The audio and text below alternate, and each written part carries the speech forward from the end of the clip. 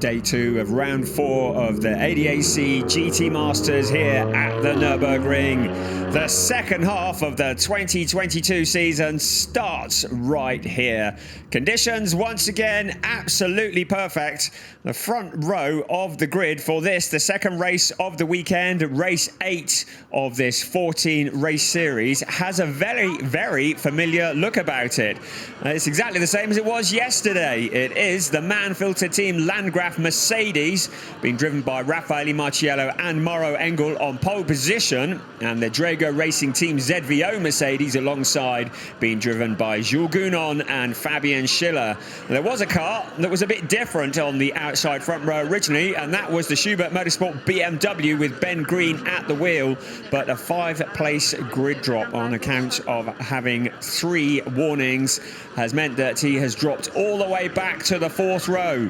The second row of the grid also has a familiar sight about it. If you were watching yesterday, the other of the yellow Mamba Mercedes, Elias Seppänen and Frank Bird at the wheel of that one, and that's the number 84 car you see on your screen there. It started from 4th yesterday.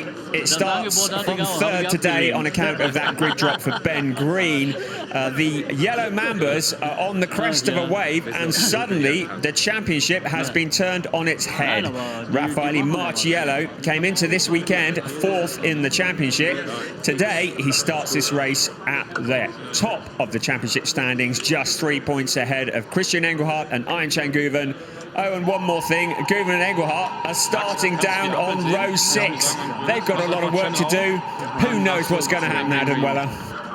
It's a big shame, I think, for both Engelhardt and Müller, the 2 Porsche drivers from qualifying. I referenced it during our qualifying broadcast earlier on. We know how good the Porsches are here. In the 3 years prior to this weekend in GT Masters, those cars were counted for 4 victories, the Porsche 991 Gen 2s. We know what those cars can do here. Neither car into the top 10 in qualifying is a big shock.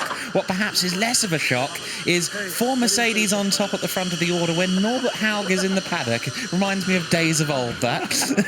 And at the Nürburgring as well. Indeed. Yes, indeed. Of course, Raffaele Marciello won the race along with co-driver Mauro Engel yesterday. That is a new pilot alongside Raffaele Marciello. Of course, Mauro Engel, more than just a little familiar with GT Masters, but he hasn't been on the grid at all this year. We had Jonathan Aberdeen alongside Raffaele Marciello for the first 2 rounds this year, and then Lorenzo Ferrari at Zandvoort. But I think it's fair to say that Marciello has not really connected with his co-pilot in the way that he would like to. So the big guns have been brought in, with no disrespect to the predecessors, Mauro Engel. And basically, if you can't work with Mauro Engel, it's never going to work. And so Engel's been parachuted in, and he's done exactly what Marciello had been dreaming of. And of course, it was Engel who qualified that car this morning and put it on pole position. Jules Gounon alongside, he is on the crest of a wave too, because he won the Spa 24-hour race along with Raffaele Marciello 7 days ago. And those 2 drivers starting at the front of the pack, it's going to be very exciting. Funny enough, I decided to sit in on the ADAC GT Masters post-race press conference yesterday. I was chatting to Jules Gounon about the Spa 24 hours, and then he looked down and said, I'm on table 88. Of course, he won in the number 88 ACA ASP Mercedes at Spa last weekend. So clearly it was serendipitous and meant to be from the beginning.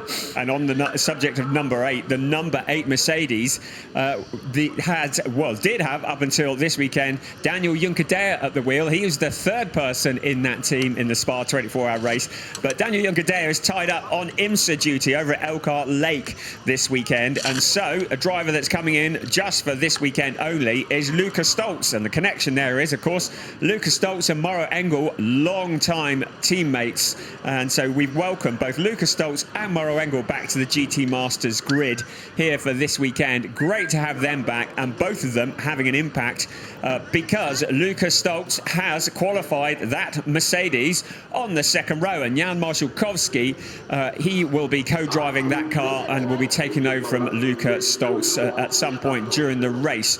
Just quickly to say, you saw the Music Against War sticker on the side of Christopher Haase and Salmon Vega's car. And that is something that's been happening very much here this this weekend. The band Hörner have been performing here, some wonderful music, playing peace songs, a song called Freedom, and they are also advertising on the Monteplas by Land Audi car, but really just making a stand in these troubled times that we live in, and really giving out a message of peace in this world. And it's boy, do we need a bit of peace. So there we go, lots of spectators here in the sunshine. It looks perfect. It does, and I must say, perfect choice of event for Hörner to show up, because they are a bit of Cologne music legends, and we're not too far away from there. So home crowd treated to their musical stylings pre-grid and earlier in the day as well during the track walk. Plenty of fans in the track walk earlier on, or the grid walk earlier on.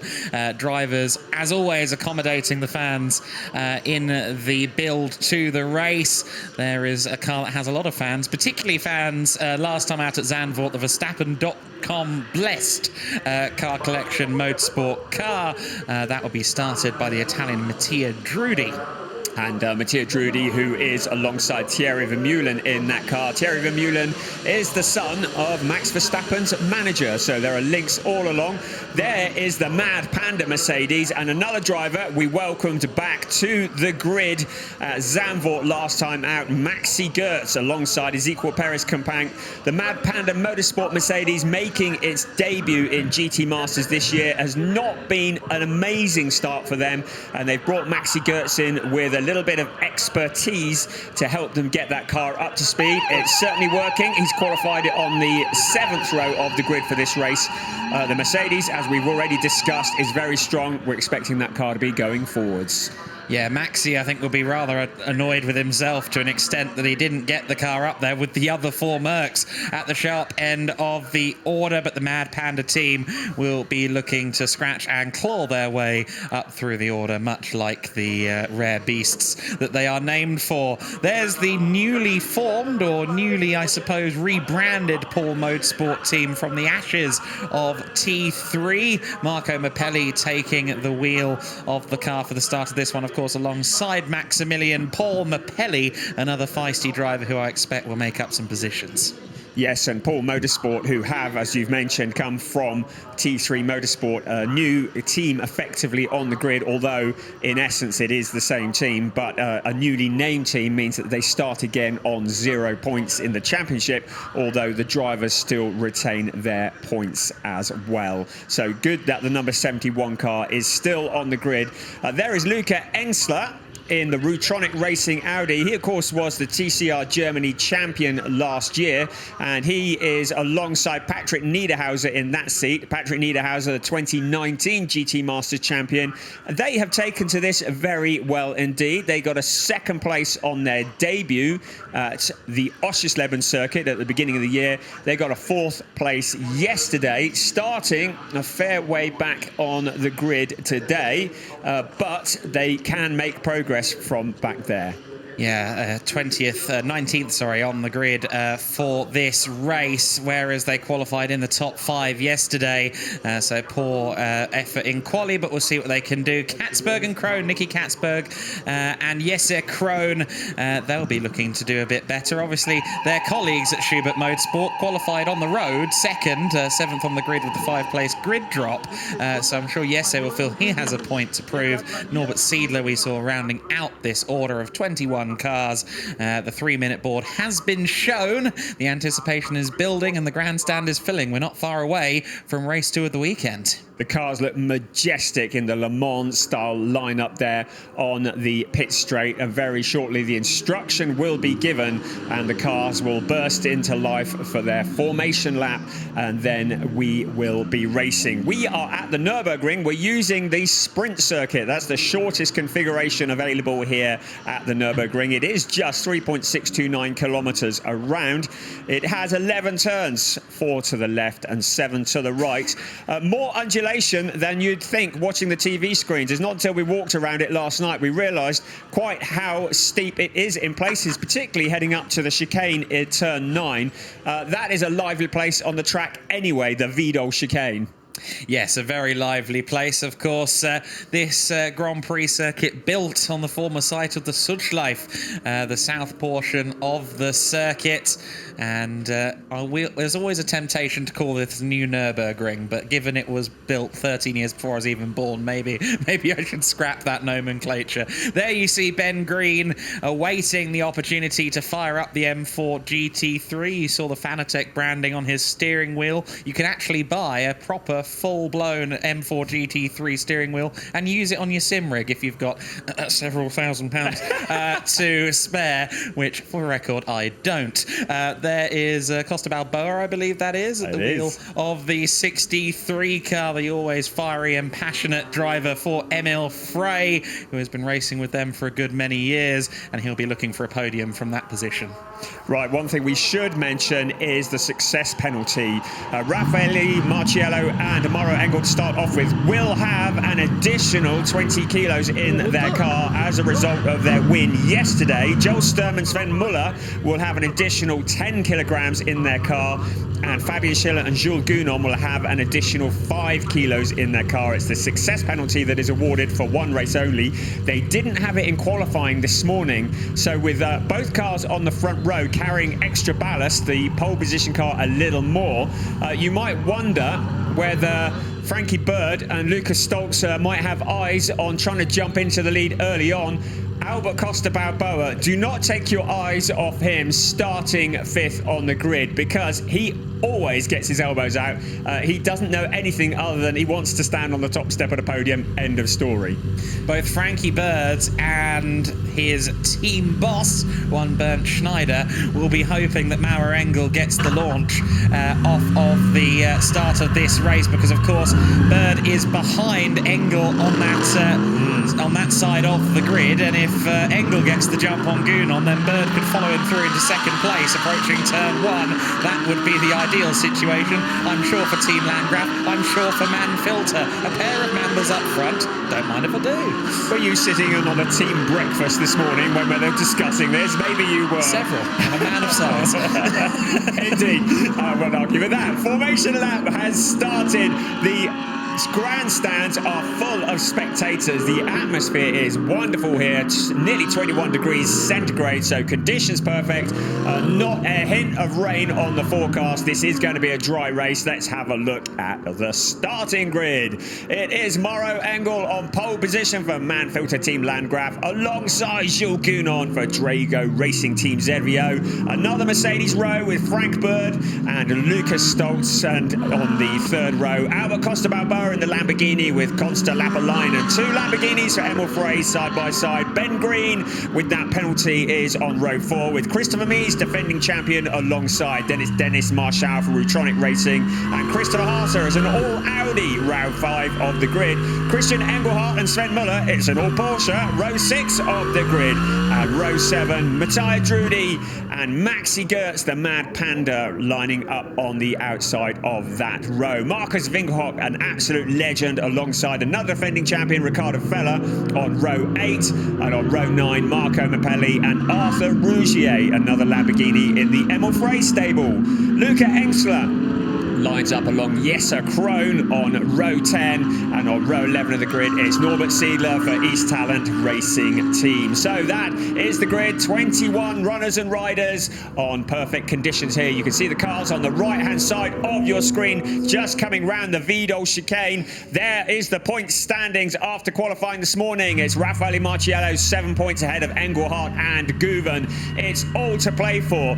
The championship is very much wide open. This is part 2 of the 2022 season for the ADAC GT Masters. We have 1 hour of racing ahead of us, and we are waiting for those 4 red lights to go off, and we are holding for quite a long time. It really is a long time. Eventually the lights go green, and it is Mauro Engel who leads into turn 1. Frankie Bird slotting in behind, having a little look up the inside, but here comes Jules Gounon on the outside. Keep an eye on Lucas Stoltz in the pink Mercedes as well, and Christopher Mies, also a good start from him, up on the outside in the orange and black Audi. The rest of the cars coming through, but a great start from Mauro Engel. Several cars running wide, and the number 10 then BMW Ben Green dropping back, but there's a Lamborghini that's gone spinning in the background. It is Albert Costa Balboa, so not the start that he wanted.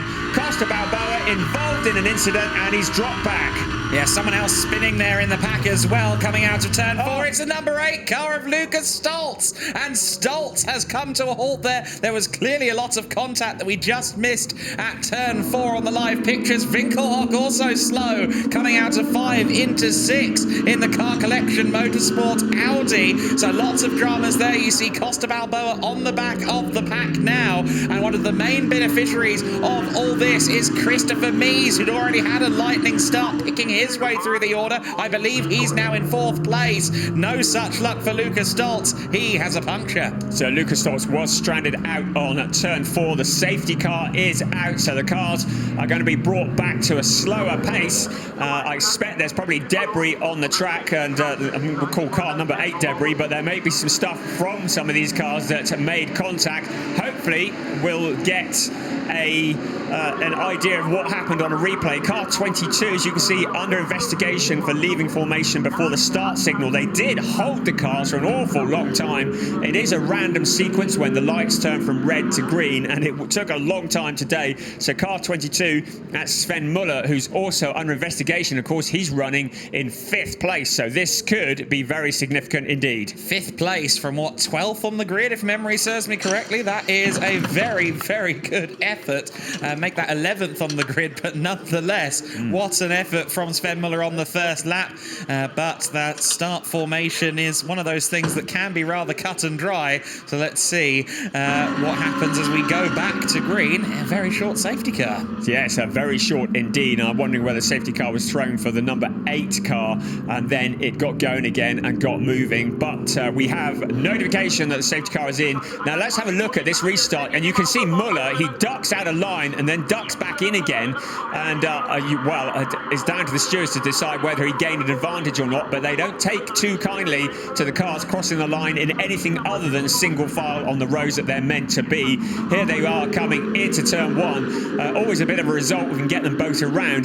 The yellow Mambas leading 1-2 at that point, but then it was Jules Gounon who came through on the inside. Let's have a look mid-order and see if we can see what happened to Costa Balboa. Unfortunately, we've just cut away. Did you see something? No, I was just hoping we were going to stay with that shot a bit longer to see what happened with Stoltz at turn 4. That was what the angle was lined up for, but more important matters arise. We're back to green flag. So out of turn 11 we come. It's Mauro Engel who leads the field back across the pack. It's Jules Gounon in a yellow Mamba sandwich. He is the filling. Here come the rest of the cars. Is that one of the Audis? Looks like the number 33 car, Matar Judy, ducking out of the queue further back. But look at this, Engel going deep into the corner. He's already got a handle on this race, despite the fact he's carrying that weight penalty. Jules Gounon behind, then Frankie Berg, Christopher Mies, Sven Muller, Arthur Rougier, Maxi Gertz up to P7. Great job from him. Christian Engelhardt there, just saw him dipping past somebody at the corner of the picture. Looked like Dennis Marshall also involved, but here come the lead pack of cars. Mauro Engel leading the way. Much more successful through the Mercedes arena on this attempt, maybe helped by the fact we started single file. Ben Green on the attack, as is Ian Changu, but ahead of him, of course, Ben Green, one of the main, whatever the opposite of profiteering is, really, 11th place at the end of lap number 1. He lost a lot of time and position from his 7th place starting position, owing to the various dramas on that first lap, but better to take evasive action than end up involved. At the back of shot there, we saw the man who did get tagged out into a spin, Albert Costa Balboa, trying to go a little beyond the limits of the track. He was bouncing across the gravel coming out of Bilstein. Ben Green bouncing across the curbs at the Vidal chicane. Keep an eye on the car in front of Ben Green. That is Christian Engelhardt in the yellow Porsche. In fact, Green and Engelhardt both very much in the championship hunt, and they can see their main rival in the championship. The car is leading the way. Look at this. The 27 car, who is it? It's Dennis Marshall. Moment there. Dennis Marshall, who has been challenged by Christian Engelhardt. The two running side by side, and Marshall holds on. Did I see? No, there's just an investigation again flashing up for car 91 for inaccurate position. So Christian Engelhardt only 4 points off the championship lead, and the stewards are taking a look at the start of his race as well. well.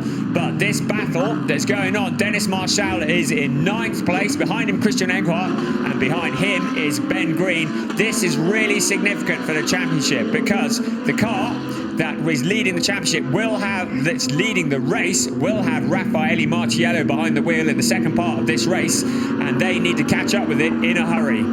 Of course, Maurer Engel currently carrying 20 kilos of ballast as well, as we mentioned at the start of the race, and as this race progresses, that could become more and more of an issue. Tyre life is not aided by extra weight, nor, of course, is performance. So we'll see whether Gounon can get past Frankie Bird in contention as well at the sharp end of the order, as is Christopher Mies. We wouldn't have guessed that at the start of the day. Here comes Ben Green up the inside of Ayan Guven. This for 10th position, of Engelhardt, I should say, in 10th position.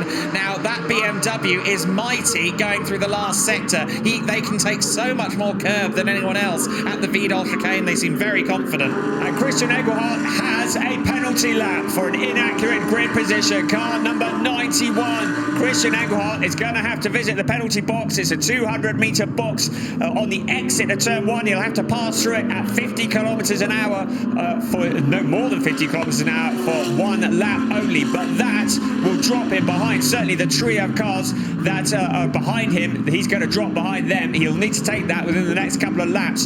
So this is big for the championship. Christian Engelhardt is about to present 10th place to Ben Green. It's going to be gift wrap and on a velvet cushion.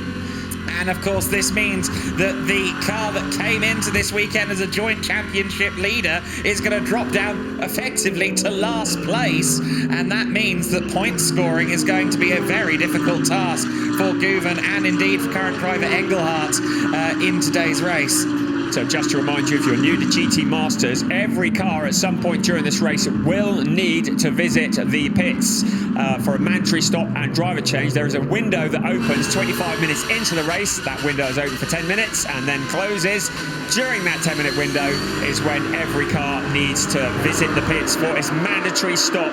There is also a minimum pit stop time of 65 seconds. If the car pits anything less than that, they will pick up a penalty. Now, challenges further back. That's Jesse Krohn going wheel to wheel with the number 33 car, Matthias Drudy, challenging for position. Both of them a lot further back. There is Engelhardt just visiting the penalty box. You can see how much that is going to hurt him. He drops like a stone as he gets back up to speed, and now he is all the way back with Albert Costa Balboa just ahead of him. 17th place then for Engelhardt now. It's going to be a hard, long day from that position. You saw there Jesse Krohn monstering Matthias Drudy on the main straight. I've heard from a couple of the Audi drivers that they feel they've been rather short-changed with straight line speed this weekend. The BMW historically very strong in a straight line, the M4 in its short life.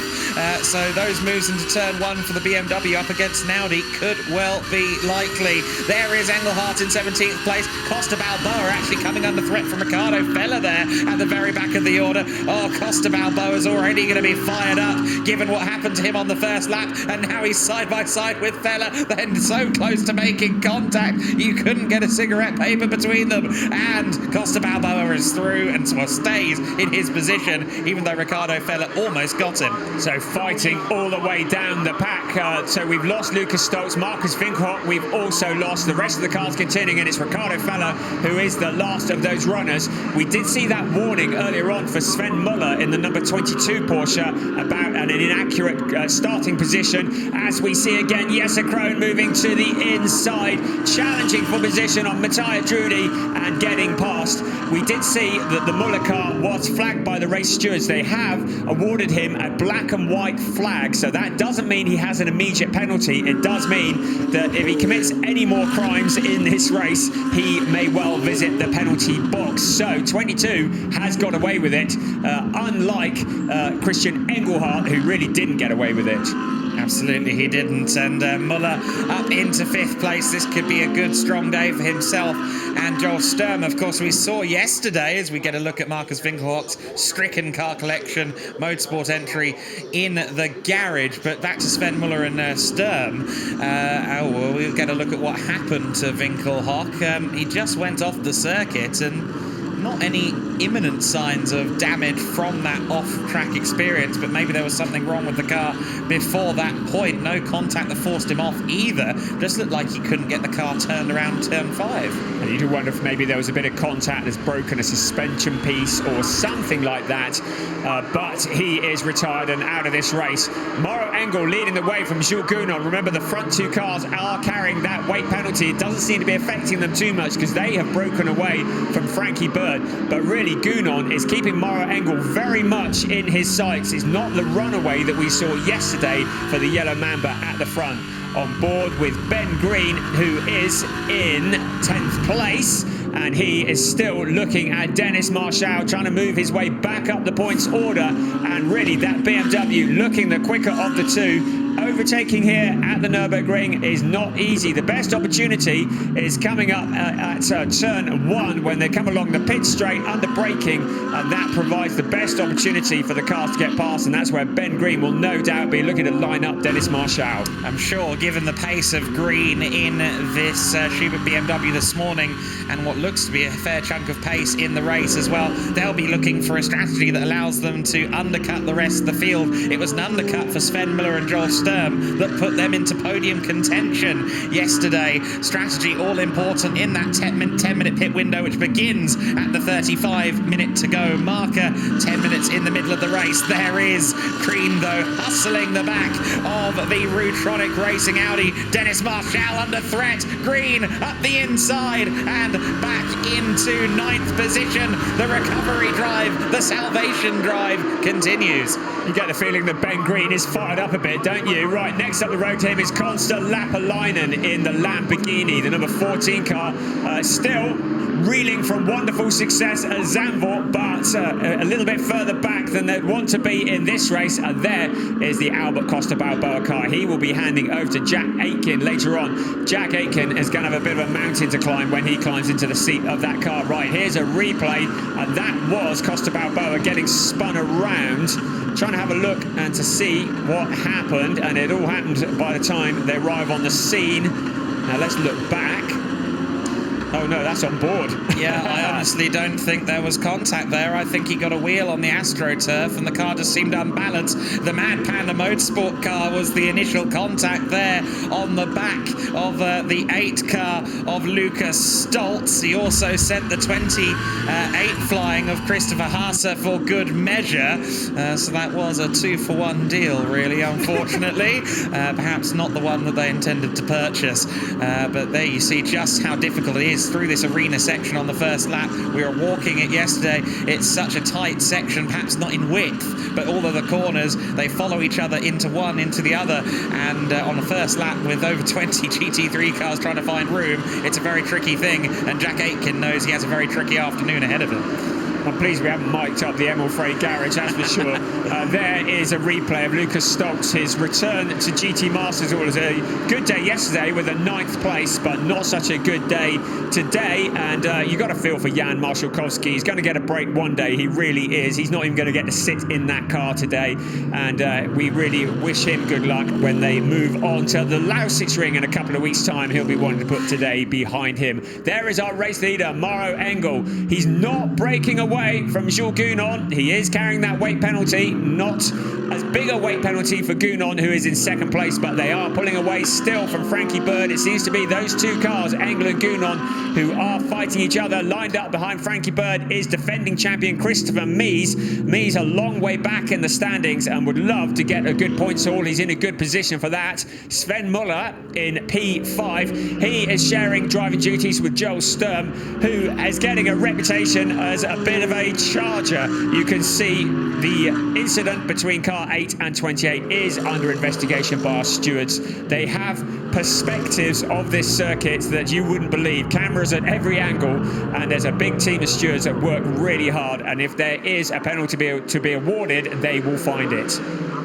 Absolutely, they will. It's a mighty fortress of screens and camera angles in race control. It is an all-Mercedes top three at this stage of the race. That man in the orange and black Audi, Christopher Mies, is currently the most likely to stop that. Ben Green, having already cleared and now driven off into the distance from Dennis Marshall, is challenging for 8th place. Costa Lapalainen, his next target. Ben Green was so quick in qualifying this morning. He has got the bit between his teeth. He's a bit fed up because they had the amazing Red Bull Ring experience where they won 2 out of 2 races. As we look again at a replay of Christopher Haase taking a little shortcut across the gravel. But Ben Green then went on to Zandvoort with co-driver Niklas Kreuter. Didn't have the best of times there. Looking to get his championship back on track. I predict that Ben Green will not finish in 9th place when this race is over. He is going to be pushing forwards. Looking at a replay again at the start of the race, it really was very crowded into turn 1. Yeah, quite a few drivers there went seemingly, I don't know if before, but before the light, but certainly before a number of the drivers, in particular Vermeulen and Winkelhock, got absolutely swallowed by the order as they got underway, and we're taking a look at that start quite a long way afterwards. I wonder if that's been requested by a higher power. Sometimes that's the case. Indeed, so we'll keep an eye on our messages from race control. We're keeping an eye on the timing screens. It's 8 tenths between first and second, which in the grand scale of things is not a lot. There is 2.8 seconds between second and third, so the front two have broken clear a little bit, but the battle is certainly on for 3rd, 4th, 5th, 6th, 7th, 8th, 9th is Ben Green. Keep an eye on that black Schubert BMW. He is moving forwards. Christopher Mies now with a bit of space behind him, and car 28 under investigation. We saw that, the shortcut at turn 8, where he cut across where just before the chicane, the Ad Van Bogen turn. It was actually turn 9 on the map that we're using as the first element of the Vidal chicane where he cut. Nonetheless, it was fairly egregious, so I'm not surprised it's being investigated. Christopher Mies all over the back of Frankie Bird for now. These guys were sharing a pit lane last year in the GT World Challenge Sprint Cup for WRT. No love lost now, though, because they're representing different manufacturers and indeed different teams. Christopher Mies, the ultimate Audi man, has been racing on pretty much every continent sans Antarctica for Audi over the last decade or so. A great many of his best successes coming here in the ADAC GT Masters, not least of which last year's championship. And indeed the 2016 championship as well. He is a driver who knows his way around here, as you already say, but he has yet to stand on the podium this year. Car investigation now has been changed to turn 10 for car 28. So interesting, that chicane. Yesterday, in all the classes that are racing here, we saw drivers not even taking the chicane. They're just driving over it and getting airborne. I think the stewards have had a bit of a powwow overnight, because in GT4 qualifying this morning, there were 22 lap times that I counted that were disallowed as a result of exceeding track limits. And I think they've said overnight, enough is enough. There was an awful lot of bodywork strewn around that chicane after yesterday's racing. Quite possibly he also failed to go to the left of the kind of white bollard curve that they have, which I think is probably the most damning sign of all, that perhaps the chicane has been ignored. Christopher Mies once again on the tail of Frankie Bird. Sven Muller has yet to find the pace to try and challenge, and also Ben Green has remained behind Costa Lapalainen at the moment in the 10 Schubert BMW. You see him in the back of shot. He's still flashing the headlights at Consta, but it seems as though perhaps maybe the best of the tyres or something else has just kind of eluded him in recent times, although that BMW is so strong, as I mentioned in the final sector, so strong in fact that he's suddenly challenging for 8th place every single time through that corner. He is quicker than anyone else, because for whatever reason, the M4 GT3 just loves mounting sausage curbs. It really does, and it showed that at the Red Bull Ring. It's shown that again here. Ben Green putting the pressure on Consta Lapalainen. We are 20 minutes minutes into the race, and the entire field is still visible in one camera shot when we look along towards turn 10. That shows how competitive this series is. There is just 20 seconds separating first to last in this race. The car in third place is Frankie Bird, the number 84 Yellow Mamba, identical to the car that's leading the race, maybe a little bit lighter, but other than that, identical. But there is 1, 2, 3, 4, and 5 coming round the corner, then the rest of the field. Yes, a great order of cars. As always, the ADAC GT Masters provides some of the best action and the best driver lineups you'll find anywhere in GT racing, and that's why the field is quite so competitive. And it also means that sometimes we do end up with these stalemate situations because the field is so evenly matched, because the level of talent is so high. It's not as if you're going to get someone new in the car and it's going to descend through the order quite so quickly. You saw Frankie Bird getting a little bit ragged out of turn 10. You saw the dust getting kicked up into the air, so clearly he is feeling the pressure from Christopher Mies. Now the question is going to be, what will the teams do in terms of strategy? Jules Gounon, well, the team of ZVO Drago Racing may wish to bring him in early to try and get an undercut on the pit stop, get Fabian Schiller into the seat and get him back out on open track. But the team will also be thinking to themselves that Jules Gounon is an experienced driver. They want to keep him in that seat for as long as possible.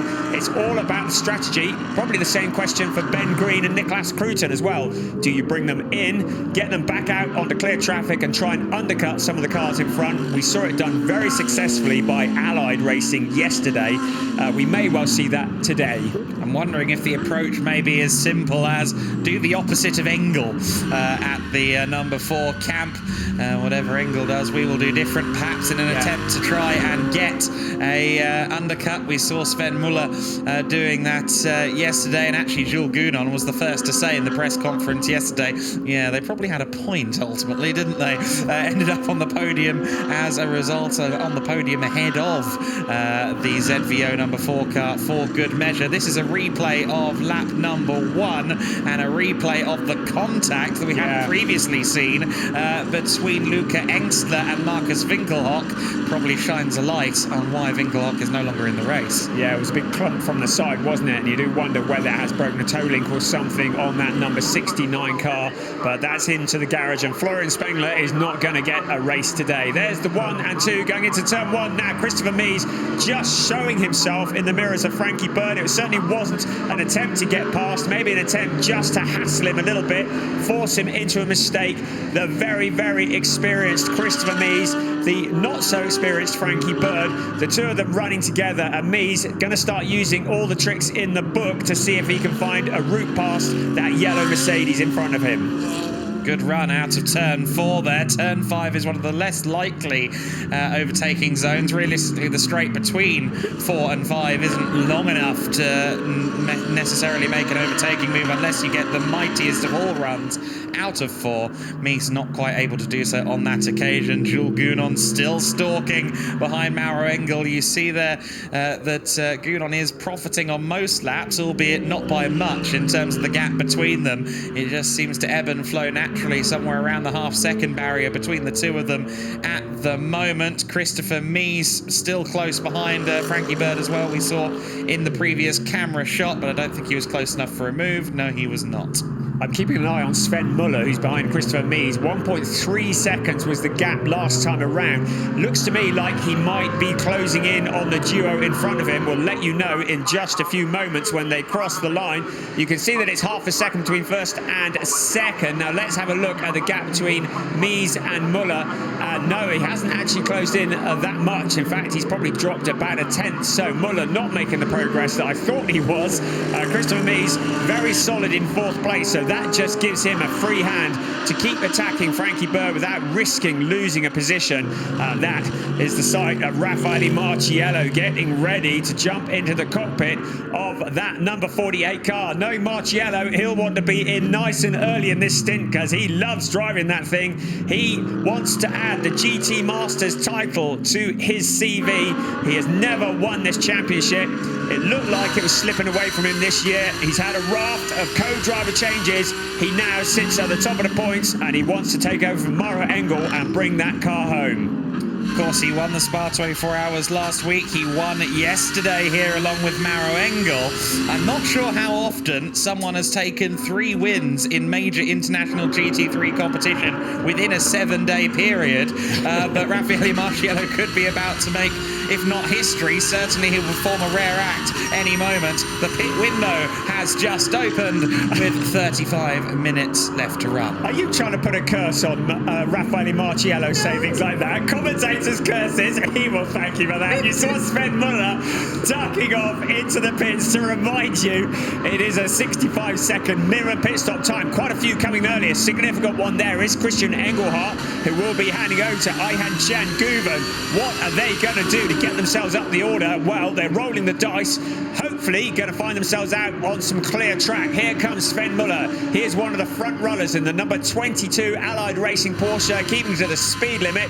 Sven Muller, who will be handing over to the oncoming Storm, or Joel Sturm, in the number 22 car. Here is Engelhardt, and that is Ayhan Guven. On your marks, get set, go! And he's got a seat insert in his hand, so it'll help Engelhardt, drag Engelhardt out of the car. New insert, because they're a different build, into the seat, squeeze himself in, adjust the steering wheel, buckle yourself up. Now Engelhardt helps Guven to get buckled up. The stops here are heavily regulated. Only 2 mechanics allowed to work on the car.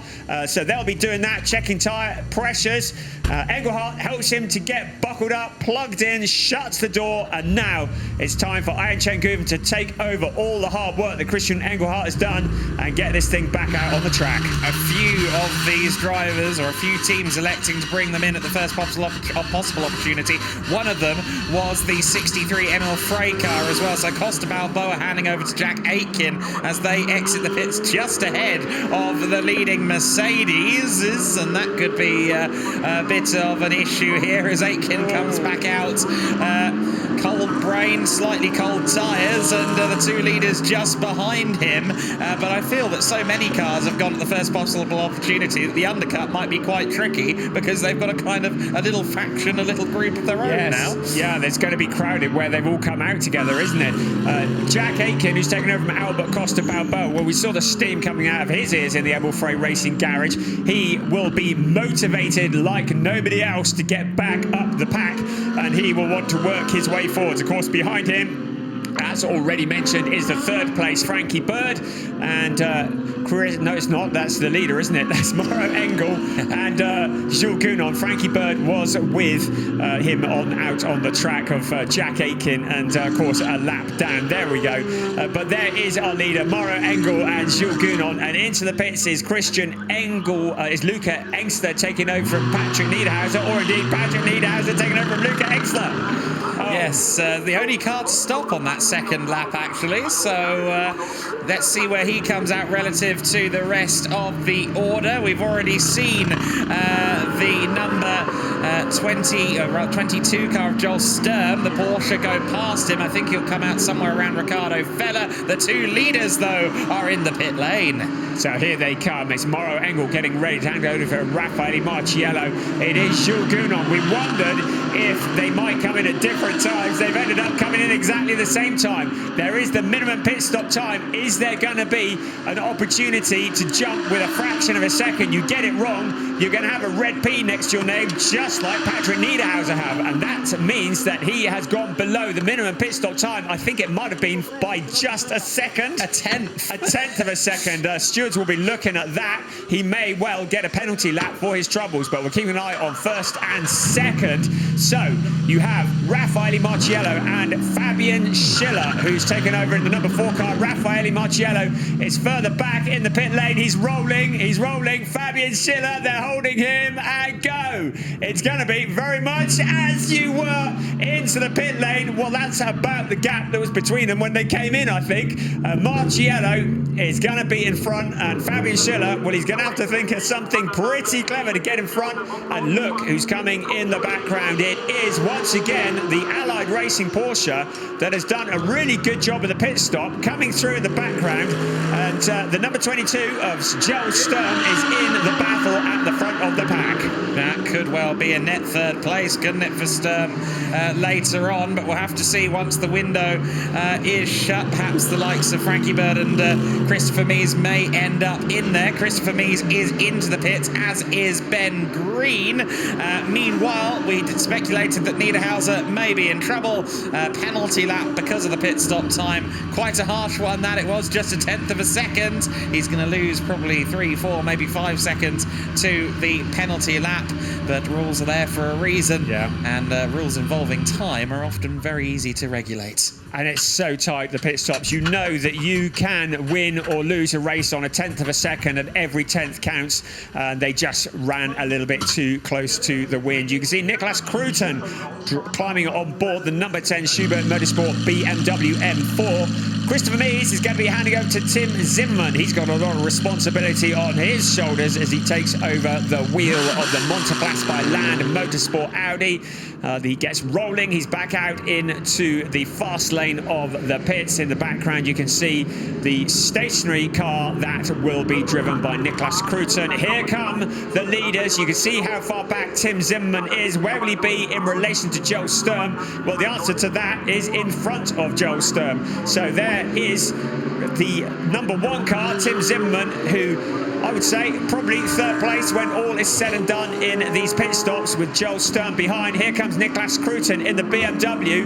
Now maybe through the pit stop sequence they will have undone some of the damage that earlier on and work their way up the pack a little bit. I'm interested to see quite where Maxi Goertz ends up at the end of this. He's staying out right until the end. Of course, he'll hand over to Perez Companc, but I am intrigued to see where the Mad Panda car ends up, because Goertz has been setting some pretty good lap times out there at the wheel of the number 90 Mercedes. We'll see whether he can maybe work his way into the top 10 or hand the car over in a top 10 position by the end. So there are just over 3 minutes remaining of the pit stop window. Anybody who hasn't pitted will need to. It's Maxi Goertz who's leading the way at the moment, but he still has to make that stop. And Konsta Lappalainen in second, Dennis Marschall, Jesse Krohn and Norbert Siedler. But they all have to visit the pit, so they will drop down the order of the cars that have pitted and come back onto the track. It's Marciello who leads the way from Fabian Schiller, Tim Zimmermann, Joel Sturm, Nicholas Cruton. Now we will see where the rest of these cars file in. Frankie Bird is handed over to Elias Seppänen out of the pit lane. He comes. That looks like back into third place for the other of the yellow Mambas. Here comes one of the Lamborghinis. That'll be Konsta Lappalainen. There is Joel Sturm. Elias Seppänen with the all bad red P. A 104.8, 64.8 seconds. He's 2/10 shy of a legal pit stop. I think we know what comes next. This is absolutely tragic for Elias Seppänen, looking for his first podium in ADAC GT Masters, looking at a replay of a little bit of rallycross going on. Now, who's that? It's the 33 car, isn't it? Vermeulen and Aynchan Guven making a move up the inside. Vermeulen just going wide, kicking up the dirt, creating a large dust cloud across the Nürburgring, and it is Guven who finds a route through. Now, where is Aynchan Guven after all this? Well, we'll wait until the pit stops are over, then we'll give you some proper positions here. You can see the Mad Panda in. Maxi Goertz handing over to Ezequiel Perez Companc. The Mercedes comes to a stop at the moment, but in fourth, you'll see them drop down the order, obviously, as they wait for that pit stop clock to count down. Door shut, engine will soon fire up, and that car will be out of the pit lane. That's everybody apart from Dennis Marschall, who has pitted so far. Marschall will need to pit next time around. If he misses the pit window, there will be a hefty penalty incoming. Jesse Krohn has also yet to stop in that number 20 Schubert BMW. He's been pounding in the lap times.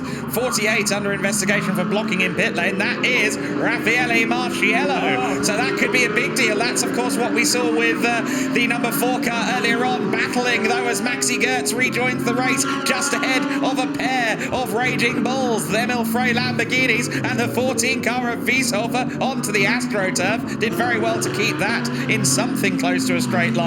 He does, however, lose position to Frank Pereira, and Maxi Goertz gets out ahead of both of them. In fact, Maxi Gertz has got out of the car completely. It's Ezekiel Perez behind that one. But yes, Ezekiel Perez has taken over Maxi Gertz. You can see the number 14 car, Mick Wiesover, getting a bit of wobble on, sliding around the corner and losing a bit of time. We're keeping an eye on this penalty that has flashed up under investigation.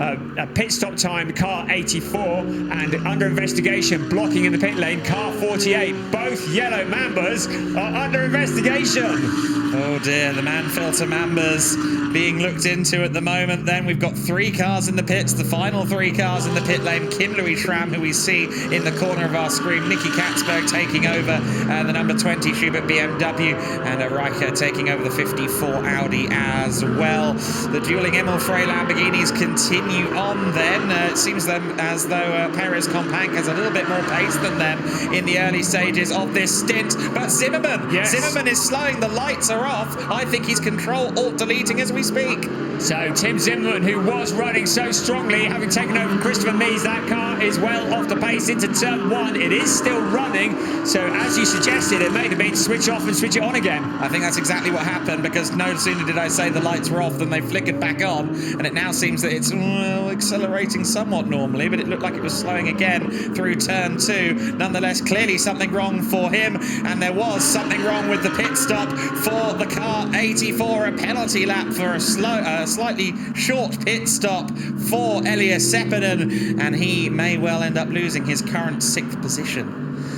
We will keep an eye also. Position, sorry. Yes, indeed. We will keep an eye on the lead car as well. And let's have a look here. Now, was this a blocking maneuver? I didn't think it was. He was in the fast lane. He was on his way. I can't believe that would be worth a penalty, would it? He did lift just as he went past. You saw the car shudder as he hopped off the pit limiter for a moment. He definitely did lift out the throttle a little bit. You can see him doing it a couple of times. That is very compelling and a very good spot from the powers that be. That's a very good spot from you. And what are you trying to say about Raffaele Marciello? I mean, it's not a win at any expense, is it? You're really trying to get me beaten up, aren't you? Goodness me. Yes. Raffaele Marciello currently leads Fabian Schiller by just a fraction under a second. He is under investigation for a possible blocking in the pit lane. There is some debris on the track that Elias Seppänen was avoiding. Has he served his penalty lap? I don't think he has. That's what he just did. That was him just coming back the other side of that debris, was it? Yeah. So Elias Seppänen back into it. He hasn't lost a position, has he? Oh yes, he's lost 1. So yes. Joe Sturm has nipped past him. So Elias Seppänen, such a shame, looking down the barrel of potentially first ever podium in GT Masters, but for a fraction of a second in the pits, and the yellow Mamba suddenly loses a position. It could have been worse in days gone by. Or years gone by, that may well have been a drive-through penalty. But Sven Stopper, our race steward, trying to make the penalties a little bit more appropriate. And the penalty box is a wonderful way of awarding a penalty without utterly destroying somebody's race. I'll tell you what, it was a good performance from... Well, it says Jesse Krohn on the timing screen, but it is Nicky Katzberg at the wheel. Jesse Krohn did a great job of getting that car up into 9th place, ultimately, with the undercut. So he's given Katzberg the car in a very good position, actually in front of the other Schubert BMW of Nicholas Cruton. Bear in mind, Katzberg's car started 19th and Cruton's started in 7th. So that's not how I'd have expected the Schuberts to look halfway through the race. No, absolutely. So the 2 Schubert Motorsport BMWs running together on the track, and Cruton looking very much under pressure from Max Paul. Cruton currently running in 10th place. Max Paul, though, putting the heat on. Just to summarise where we're at after the pit stops is Raffaele Marciello, who leads the way from Fabian Schiller, Joel Sturm in 3rd, Elias Seppänen in 4th after that penalty box visit. Ezekiel Perez Companc, if he can finish in 5th place, he will be utterly jubilant about that after the year he's had. 6th place, Kim Louis Schramm in the number 27 car, Frank Pereira in 7th, and then Mick Wiesover, Jesse Krohn and Niklas Cruton in 10th place. That's who we're watching at the moment, with Max Paul behind him. Ian Chen Guven all the way down in 12th place. Tim Zimmerman, after the Control-Alt-Delete, down in 13th, and Patrick Niederhauser ahead of Simon Riker, Salman Vega, Thierry Vermeulen, and Jack Aiken all the way down in 18th, ahead of Yusufa Vega. Yeah, not a good showing for the 63 Emil Frey team again. If they've been successful, they've been very successful, but unfortunately they've largely just been troubled so far this year. Max Paul has no trouble cutting over the curves at turn 9 and 10, the Vidal chicane, and that allowed him past the number 10. So into 10th place has gone Max Paul as they continue to scrap for the position, but the BMW's straight line speed kicks in once more, and to the outside of turn 1 goes Nicholas Cruton. He darts in ahead of the car. Very good awareness there. He knew he was just about all the way ahead, but he didn't get the car stopped. They're still side by side as they go through turn 2, and Nicholas Cruton just about retains 10th place. But here comes Max Paul again. It will never end. Max Paul dives up the inside, and now definitively, at least for a few corners, he is into 10th place. I should think Ben Green is probably in the Schubert Motorsport garage watching from behind a cushion. The number 71 car in front of the moment, Cruton. He has been a revelation in GT3 racing. I think it's fair to say he didn't set the world on fire in Formula 4, but in GT3 he really has found his niche, and he has been red hot, particularly in the Schubert Motorsport BMW. And here he is challenging so hard, racing the relatively more experienced Max Paul and giving him a good run for his money. The problem is he's got Ayhancan Guven behind him, and Guven is desperate for points. Ayhancan Guven and Christian Engelhardt have been finishing in the points in every race bar one this year. In fact, they've finished in the top 8 in every race bar one this year. That is why they're at the near top of the point standings, and he needs to get back into the championship hunt. So Ayhancan Guven will soon be monstering the Nicholas Cruton BMW. And so then, as this race continues to unfold, we did see just now on the screen as well a lap ago, as it was all kicking off between Paul and Nicholas Cruton, that we crossed the €25,000 marker in the B Water mission for Africa. Indeed, the BWT and ADAC jointly donating €4 per lap to the Be Water mission, and that is providing clean drinking water in mainly rural areas of the Gambia and Tanzania. Really good job by the BWT and ADAC. Last year they donated 60 grand to the Be Water mission. Love to see us beat that this year. Keep your eyes peeled, because that might well happen. The ADAC have a habit towards the end of the season of maybe doubling the money, not putting any pressure on them or anything. But remember last year, chaps. Marciello leading the way from Fabian Schiller. Oh dear, I better look for a new job. Joel Sturm in 3rd, Elias Seppänen in 4th.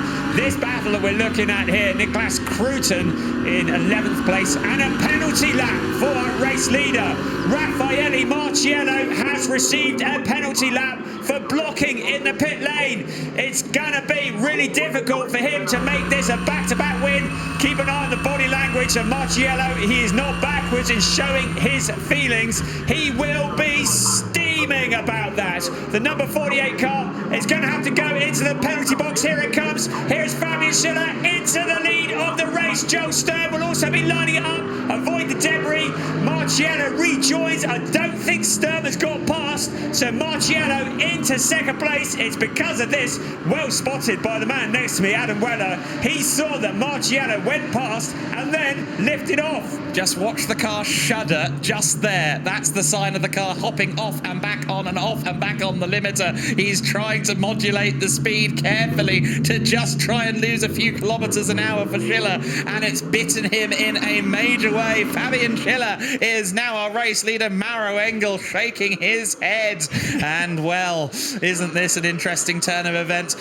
Jules Gounon yesterday was very open in the fact that it was a difficult couple of meetings for the ZVO team in both Zandvoort and the Red Bull Ring. They've resolved the issues they felt they had previously, and if they can get to the top step of the podium today, I think that will suddenly put Gounon and indeed Fabian Schiller right back into contention.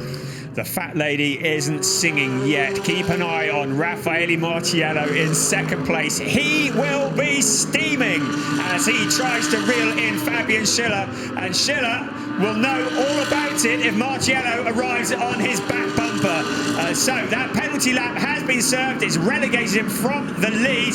We're looking at Max Paul taking a shortcut across the chicane, and that may well attract the attention of the stewards as well. Max Paul, who is down in 10th place Niklas Kruten still fighting him. This is a replay of the two cars swapping positions. Niklas Kruten, though, he is still fighting and fighting against the number 71 Lamborghini. Here he is, a replay of him into turn 1 on the outside, just pure grunt.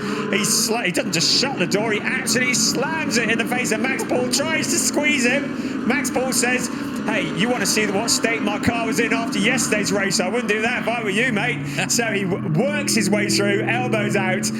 We look again now at our race leader. Now, Fabian Schiller leading the way. We'll look at the gap when they cross the line next time round, and then we will see what Raffaele Marciello can do in the last 15 minutes of this race. Marciello a few hundredths of a second slower in the long sector 1, 3 thousandths of a second faster in sector 2, so it's not really falling in Marciello's favour on this first lap back at speed after the penalty lap on the previous lap. So let's see whether Marciello's pace can match that of Fabian Schiller. We continue to watch the screen with bated breath for that information. We also watch as Ian Chan Guven hounds the back of Niklas Kruten, having had the scrap with Max Paul several laps ago. We're now into another scrap, this time Kruten versus Guven. The gap between Schiller and Marciello, 2.7 seconds. The lap time for Schiller just under a tenth quicker.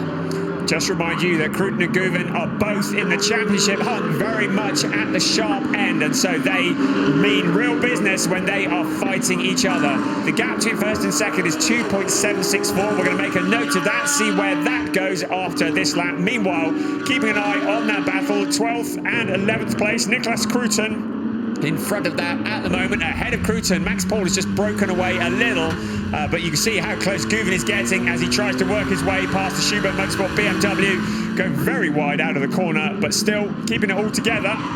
So we keep an eye on what is happening with the leader as well. And Guven goes deep into the corner, and suddenly that's allowed Tim Zimmermann through. So Ian Guven, you don't often see him making a mistake in a Porsche, but he went deep into the corner, and that was the only invitation that Zimmermann need, and the Audi is through. Yeah, just couldn't get the car stopped. I think he outbraked himself a little bit there, and Zimmermann saw the opportunity and immediately took it.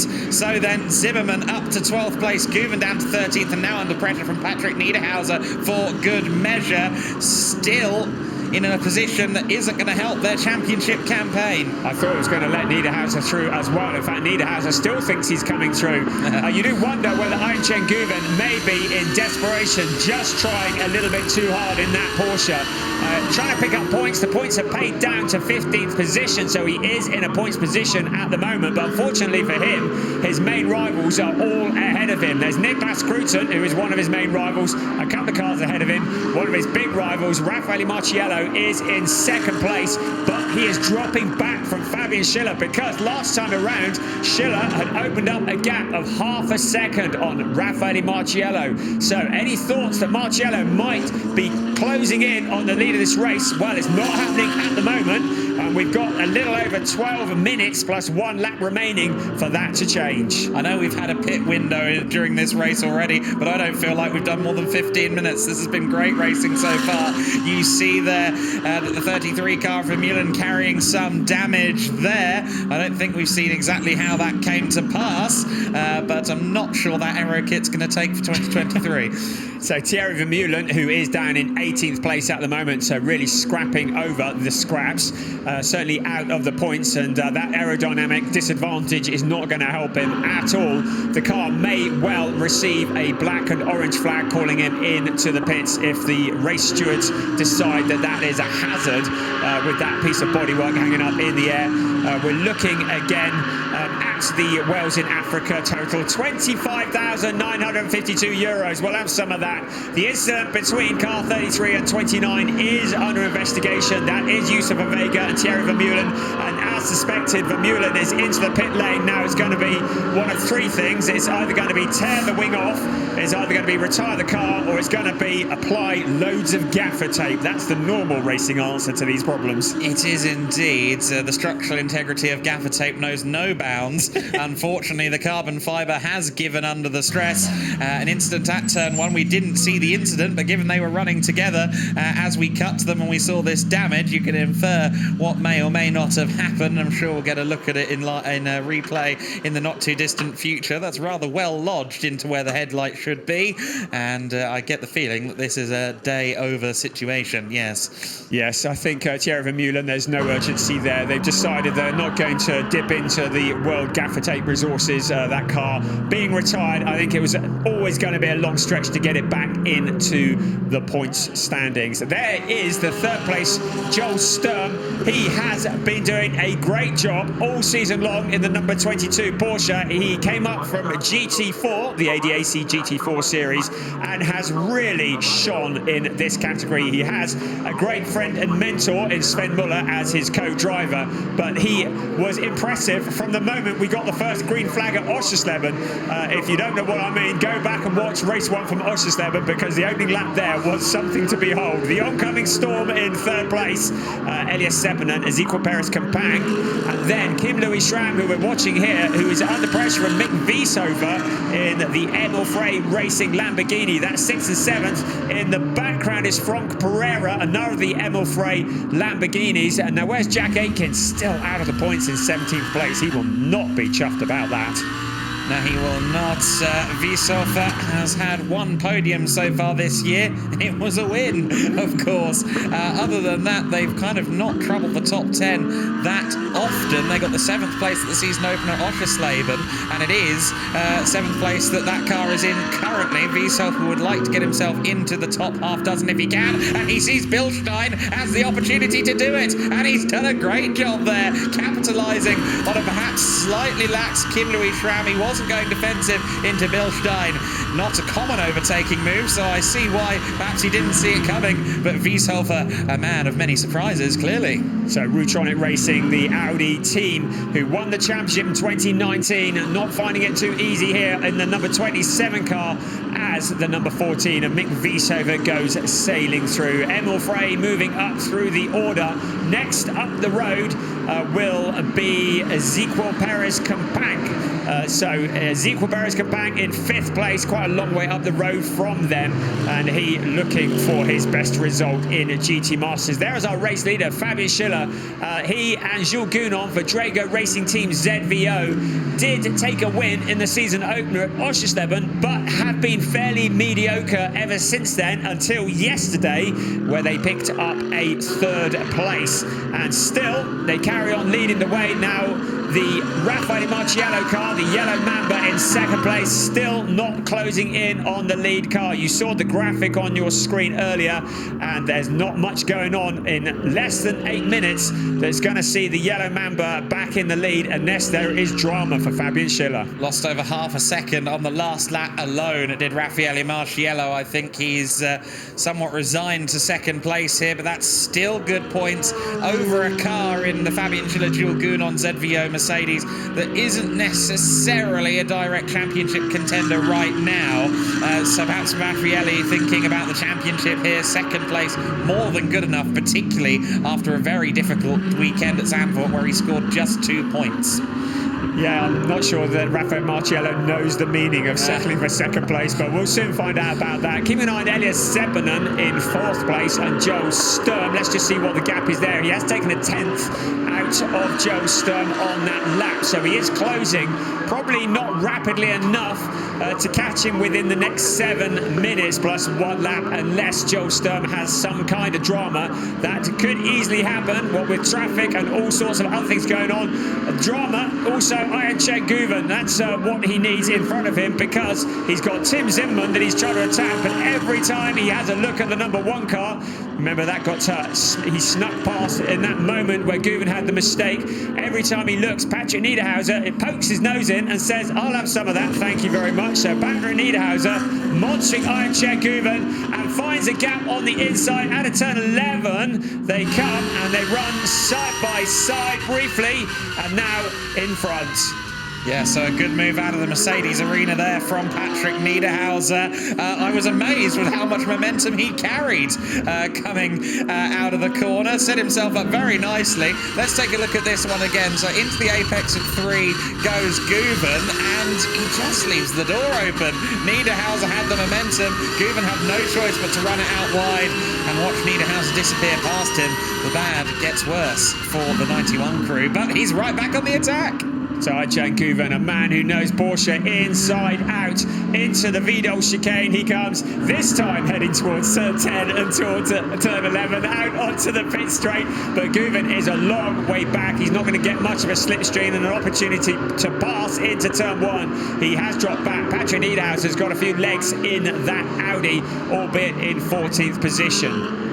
You see the number 10 of Niklas Kruten, 11th place there, with Tim Zimmermann just behind. And then comes this battle we've been following, which is Ayhan Guven with the number 15, Patrick Niederhauser, in front of him. This is a battle will probably rage for the next 5 minutes. We are in race 8 of a 14-race season for the ADAC GT Masters 2022, the second half of the season starting today. And there is the driver that is leading the way, Fabian Schiller, a long way back is Raffaele Marciello, now 4.4 seconds behind, so certainly not doing anything about closing the gap. We're looking again at a replay. Now this is a different angle on what was perceived to be the blocking. Yeah, it's very hard to know. You can even hear it actually just dipping RPM as he trundles out. We listened. Maybe the stewards had a microphone down there as well. Yes, well, that's it is what it is. Marciello has had that penalty. Mauro Engel, well, you're never going to see anybody look less fed up, more fed up about running in second place than that, because he knows that should have been a win, really. And you would say that Raffaele Marciello, if he did lift off, he really didn't need to, because they had the legs on Fabian Schiller. They weren't going to come out and have track position, which would have been everything. It's the kind of gamesmanship that you do see in a lot of places, and sometimes, only sometimes, it does fly under the radar. But yeah, in the position he was in, it maybe wasn't completely necessary, or it certainly wasn't completely necessary, but still, second place where he's currently due to finish is good, and this could still be a landmark weekend for him as long as all finishes as is now in his 2022 championship campaign. Looking back to the pack for 7th place, headed by Kim Louis Schramm, Frank Pereira, Nicky Catsburd and Max Paul following him at the moment. We did just see the Mad Panda coming through our picture, and directly behind him was Mick Wieshofer in the Emil Frey Racing Lamborghini, starting to put the pressure on Ezequiel Perez Companc, so he is going to have his mirrors full of Lamborghini in the last few minutes of this race. We look further back, and there is Nicky Catsburg in the number 20 BMW, celebrating 50 years of the M Series in BMW with the special livery.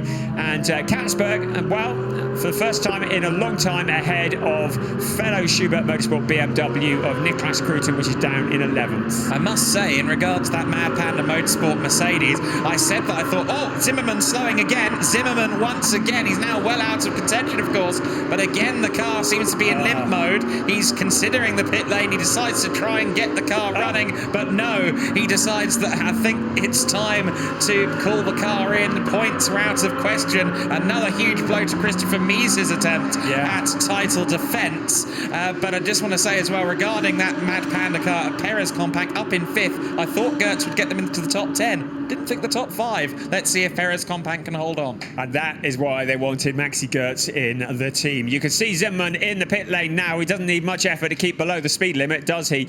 It looked like he was going to try and carry on, and if that had happened and the car had stopped on the pit straight, we would have seen this race finishing behind a safety car. So we're quite pleased that he did duck into the pit lane. But the number 1 Monteplas by Land Audi has failed at the last post and retired into the garage. There's our race leader, Fabian Schiller. He's got a big gap over Raffaele Marciello. It was 5.5 seconds last time around. It's probably going to be even bigger. Look, though, behind Joel Sturm has Elias Sepinen for company. Ezequiel Perez Companc has Mick Wieshofer for company. The top 5, top 6 of this race is by no means decided. Ezequiel Perez-Campac into turn 11. Vsofer taking a little look up the inside. Campac being quite brutal in slamming the door in his face. Very much so, absolutely not. You can't have my 5th position. Vsofer, of course, there in 6th place for now, but is he going to dart to the inside late on the approach to turn 1? No, not quite. Of course, Vsofer was the... up the inside, sorry, yes, keep going. This battle, I thought it had stopped for a moment. I was very wrong. No, Vsofer, he's not going to stop this battle until he sees that checkered flag, is he? Ezequiel Perez-Campac, well, 6th place would be a result after the year they've had, but 5th place would be even better. Up ahead of them, Elias Seppänen is also challenging Joel Sturm. So suddenly, in the last 30 seconds plus 1 lap of this race, it's coming alive. We're going to have about a lap and a half left for our race leader, Fabian Schiller. But look at this battle for 5th place. Ezequiel Perez-Campac, the Mad Panda in the black and white Mercedes, fighting with Mick Vsofer in the Emil Frey Lamborghini. And Perez-Campac will be particularly keen on not letting Vsofer through. Don't forget, they led race 1 briefly at Zandvoort, and the car that ultimately won race 1 was Mick Vsofer's number 14 Emil Frey Lamborghini. That could have been theirs if they were on the right tyres. Ezequiel Perez-Campac will be thinking he will want to maintain this 5th place. This time it's personal, and we wanted to see the scary-ass Mad Panda on the podium. If you don't know what I mean, check out their page. There is a very scary giant panda that accompanies them, but it's not going to be in this race, I don't suppose. But 5th place will be a result that they would be very happy with. Just behind them is Kim Louis Schramm and Frank Pereira and Nicky Kasberg fighting, still going on up and down the pack. The clock has struck 0. Where is our leader? I think it had struck 0 before he crossed the line, so this should be the penultimate lap after this, the penultimate lap. Teach me for not watching the monitor, won't it? Right on bottom of Jet Guven, who is in 13th place, and Patrick Niederhauser, well, he's been fighting with that Audi for much of the race, and ahead of them, Niklas Kruten in the points, but not with as many points as he would have liked. That's the view looking back at Patrick Niederhauser's Audi. The 3 cars very much glued together. Yeah, once again, Guven seems to be in the midst of battle. He's had a very entertaining race from our perspective, perhaps a perspective of the fans here at the Nürburgring, but it hasn't been a particularly useful race for the title attempt from he and Christian Engelhardt, or indeed the youth team. So Guven may be wanting to try and get past these two in the closing stages, but that's so much easier said than done. Kruten, the cork in the bottle, Niederhauser there wanting to move up for Retronic. Let's see if Ian Chan Guven can profit at all as they go on to the last lap. The Mad Panda car still endangered for 5th place at the moment. Here comes Vsofer. Can he get the run out the last corner? No, it doesn't look like he can, because the Mad Panda is the widest Mercedes on the whole circuit. Look at them running into the corner. Vsofer has the outside line. Now this is a fast line into turn 1. Vsofer trying to go the long way round, but under braking. Campac runs really wide into the corner, shuts the door on Mick Vsofer, who then is forced to back out of it. So Perez-Campac still in front. He's got to keep this together for about 3/4 of a lap. Ezequiel Perez-Campac in 5th place. Mick Vsofer behind. Kim Louis Schramm has closed in on this battle. He could still make some places, as could Frank Pereira, particularly if these 2 cars get together. At the front, Fabian Schiller is on his final lap. He's leading the way. I never thought these words would leave my mouth, but Raffaele Marciello is probably settling for 2nd. Joel Sturm in 3rd. They are into the final chicane for the last time. Fabian Schiller leading the way into turn 10, into turn 11, out of the final corner. It's Fabian Schiller along with co-driver Jules Gounon, who take the win for Drago Racing Team ZVO here for race 8 of the 14 race season in the ADAC GT Masters. Raffaele Marciello and Mauro Engel crossing the line in 2nd place to fight for 3rd, while Joel Sturm crosses the line there with Sven Muller, Elias Seppänen and Frankie Burt in 4th, and it looks like Ezequiel Perez-Campac and Maxi Goetz are going to win the fight for 5th place. They'll be delighted with that, ahead of Mick Vsofer and Konsta Lappalainen. Kim Louis Schramm alongside Dennis Marshall in 7th place, and then it's Franck Pereira and Arthur Rougier who are in 8th, Nicky Gansberg and Jesse Krohn in 9th, and Max Paul in the number 71 car with Marco Mappelli in 10th place. So great racing there, and lots of celebration in the ZVO Drago Racing Team pit area. Wow, that was exciting. It was a very quick hour, wasn't it? It was indeed. A victory then for Fabian Schiller, for Drago ZVO, and the number 4 car. Podium number 4 of the season for Raffaele Marciello, but that body language suggests it's not going to be a particularly well-received second place trophy. That camera angle never fails to entertain. Never will you see anybody more disappointed about finishing in second place. Raffaele Marciello, you saw him just throwing his hands in the air. Mauro Engel looking frustrated. Talking to a famous person there in the pits, Norbert Haug in the Mercedes garage. And here is a replay of them crossing the line. But Marciello must be inside, realise that his championship lead will have extended significantly. Of course, Mauro Engel not in the championship hunt, having just joined the team for this race, but Raffaele Marciello. And yeah, you may throw your hands in the air, but you've just extended your championship lead significantly. Raffaele Marciello very much in the box seats for the German GT Championship title when this season comes to a close. I think Joel Sturm and Sven Muller will have found themselves a lot further up the order of that third place finish as well. Yes. In the championship standings. Here is the order, though, of the race. Fabian Schiller and Jules Gounon taking the win in the Drago Racing Team ZVO Mercedes, ahead of Raffaele Marciello and Mauro Engel. In the Mann-Filter Team Landgraf Mercedes, then it's Joel Sturm alongside Sven Muller rounding out the 1, 2, 3. Here are the remainder of the positions, scrolling very quickly through your screen. Spare a thought for Lucas Stolz and Jan Marszałkowski, another DNF for that team. Into Parc Fermé we come, the 1, 2, 3 now. There is Raffaele Marciello, and he clearly disagrees with the decision that was made, and there will be discussions about that, no doubt, into the night. Mauro Engel also not looking terribly excited, but a first and a second, that is not bad going for a weekend's work, is it? It definitely isn't, no. Fabian Schiller should be very happy with his work there. Throughout that stint, he was one of, if not the fastest car out on the circuit on old tyres in that race. The race pace very good for the young driver, who is in the junior class, lest we forget as well. So he is a young developing talent. There are the point standings after that race. Yeah, Marciello and 16 points ahead of Gounon and Schiller. Engelhardt and Guven now down to third place, 24 points adrift. It just shows you how quickly this can all come undone. Ben Green, Nicolas Cruton were championship leaders at one point, now down in 5th place, 31 points adrift. It really is such a competitive series. Now we know that Raffaele Marciello is not going to have Mauro Engel alongside him for every event this year. At least we think we know. So that has been the potent combination. Marciello will need to make hay while the sun shines.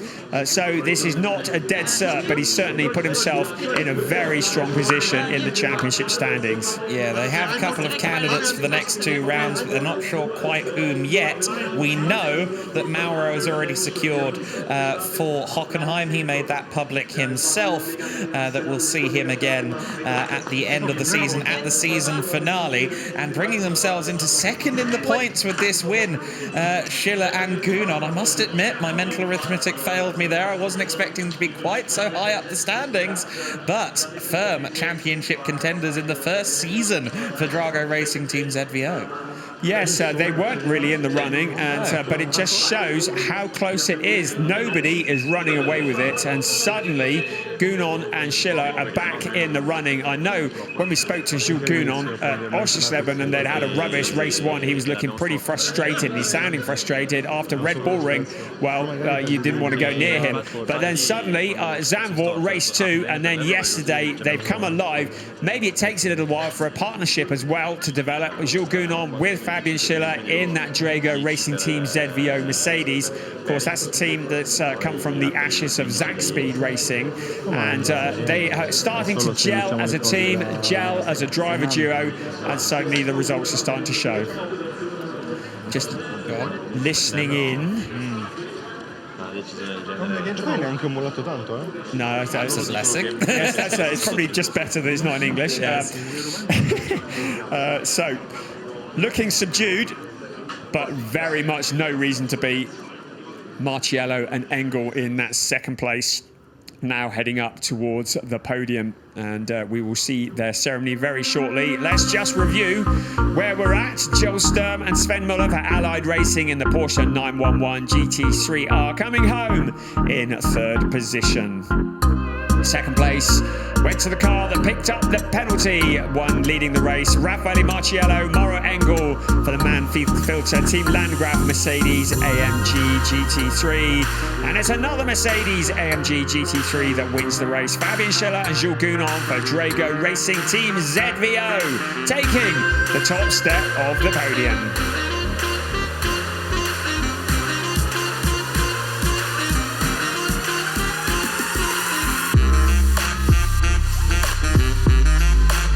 So some very ecstatic looking drivers under the blue skies here at the Nürburgring. What a way to kick off the second half of the season with a race win to go with the third place that they had yesterday. And spare a thought for the other yellow Mamba. Had it not been for that penalty, Elias Seppänen and Frankie Bird may well have found themselves on the podium as well. Certainly very rapid, and they must be pretty pleased with that fourth place, even if it wasn't for the podium. There's Joel Sturm and Sven Muller in the cool-down room. And just there on their own at the moment, getting a very well-earned drink. It is very hot here at the Nürburgring this weekend. And just reflecting on what has been a really solid performance. So Joel Sturm and Sven Muller, well, they got a second yesterday. They got a third in the season opener in Oschersleben. They've been there or thereabouts most of the races this year. Oschersleben race 2 was their worst result so far, a 14th, but on the whole, finishing around the top 5 in every race.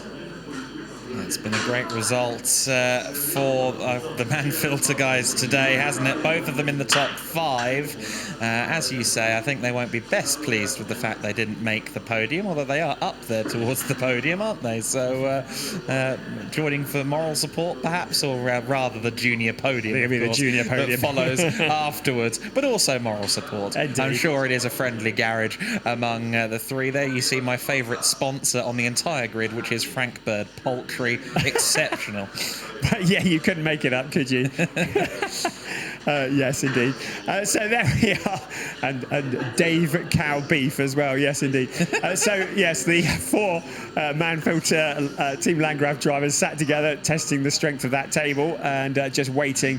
I say again, Elias Seppänen, he was really competitive in ADAC Formula 4 a couple of years ago, and he has come on in leaps and bounds, come into the GT3 categories, leapt up to the top level very quickly. And with Frankie Bird, he's really found a very strong teammate. Really hope we're going to see both of them for a long time to come in this series. Nobody's looking particularly ecstatic about their result today, are they? It's just something we don't know about. So they're all just sat around waiting. We're still waiting for Jules Gounon and Fabian Schiller to appear. They probably will be smiling a little bit more than this lot. Here they come along the corridor, and very soon they will no doubt make it out onto the podium. There is the Drago Racing Team ZVO team and personnel, and they'll be very happy with this result, I'm sure. Jules Gounon, of course, claiming a second victory in as many weekends after the Spa 24-hour success of the previous weekend, and Marciello not managing to get 3 races won in 7 days. It's not my fault. I don't control the throttle pedal in the pit lane in particular. But Schiller and Gounon, as I said, I'm very impressed, in particularly with Schiller this weekend. He's been strong on race pace in both races, and that particularly shone out front there at the end of this second race. Well deserved from them. They are now looking to head to the podium. Yes, Fabian Schiller, who raced in ADAC Formula Masters in 2013 and 14, really starting to fit in so well in this team and in this series. Applause for the winners as they come out onto the podium. The Drago Racing Team ZVO. We're actually applauding third place to start off with. There's the Allied Racing Team. Sven Muller and Joe Sturm onto the third step. Marciello just about managing a smile, as does Mauro Engel. Somebody must have told him what the point standings are. That's definitely worth a bit of a grin, isn't it? Onto the second step. Onto the top step. They kept it clean. They did what had to be done. Jules Gounon rides Fabian Schiller onto the podium. The role of Baby Yoda, Jules Gounon. We now require a massage person for his back as they get onto the podium. There's a Drago Racing Team representative. National anthem time.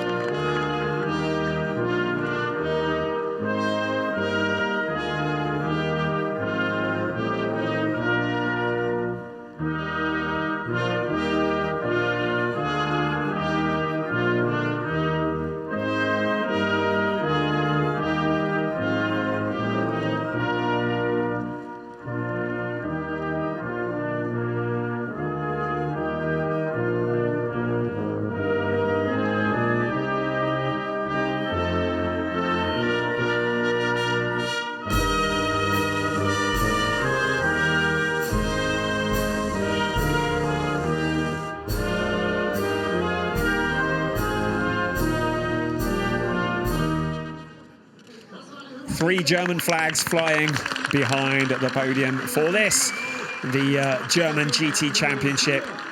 And now the trophies to be presented to our race winners. Very nice trophies too. And they will be utterly delighted with that. Jules Gounon, like Raffaele Marciello, who knows nothing other than winning. And Marciello and Engel with the second place trophy. Didn't quite make it the back-to-back that we thought might be on the cards to become the second back-to-back winners this year. But came very, very close, but for that penalty. And the team that are turning out to be the consistent combination in this championship, along with Guven and Engelhardt, who have been very consistent, Joel Sturm and Sven Muller, always there or thereabouts, certainly have been this weekend with a second place yesterday and a third place today. They have picked up a massive haul of points and hauled themselves into the championship hunt. A trophy also for the winning team. Yes, and a Zukovsky family member on the podium at the Nürburgring. That's never happened before. Yeah, I'm sure. Yes, Nürburgring 24 hours, among other events that the former Zakspeed team was so amazing at, now reincarnated at Drago ZVO as the champagne flies, and they're using the poor man as a human shield. The humanity! I like the way that he's been held by Fabian Schiller, so there is no escape. It's like, take everything that's coming at you. So there we go. The celebrations commence. We've only got a couple of weeks off because in 2 weeks' time we reconvene at the Lausitzring. Now that will be a very different kettle of fish, using part of the massive tri-oval and part of the infield section. The Lausitzring will be round 5 of the ADAC GT Masters. It will be races 9 and 10 in the championship. Will Raffaele Marciello be able to hold on to that position at the top of the point standing? The one thing about this series is nothing is taken for granted. Nothing is predictable. Join us at the Lausitzring in 2 weeks' time to find out the next chapter in the ADAC GT Masters.